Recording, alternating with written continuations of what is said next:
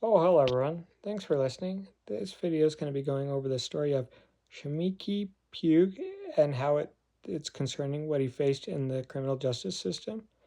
Now, just as a side note, just to keep this in mind, I got this information going to Google, then going to AI mode, and then typing in how the story of Shamieke Pugh is concerning. Um, so that's how I got this information. There can be mistakes, so I want you to keep that in mind. I need to keep that in mind myself, so while reading this. But here we go. All right, the story of Shamieke Pugh is concerning because it exposes severe systemic human rights violations, allegations of racial bias, and complete institutional failure within the U.S. prison system. Pugh and a fellow inmate, Maurice Lee, filed a federal civil rights lawsuit following a harrowing 2017 incident at the Southern Ohio Correctional Facility in Lucasville. Right, systemic failures and cruelty. The primary details making Pugh's story deeply troubling include allegations of guard complicity. The lawsuit alleges that correctional officers actively facilitated the attack.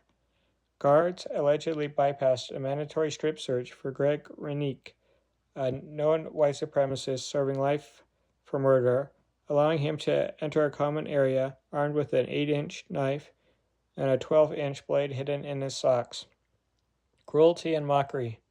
Surveillance footage of the 13-minute attack went viral, showing Renique slipping his handcuffs and stabbing 4 black inmates who were shackled to a table and entirely defenseless.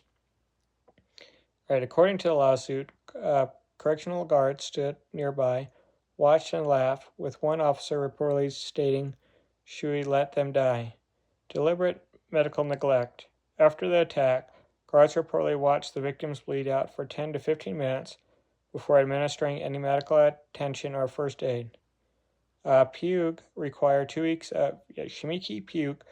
Hopefully, it's hard to pronounce his name, but Shamieke Pugh required 2 weeks of hospitalization for his stab wounds. Racial disparity and retaliation. The lawsuit points to an explicit violation of equal protection, stating that the white attacker was treated preferentially over the black victims.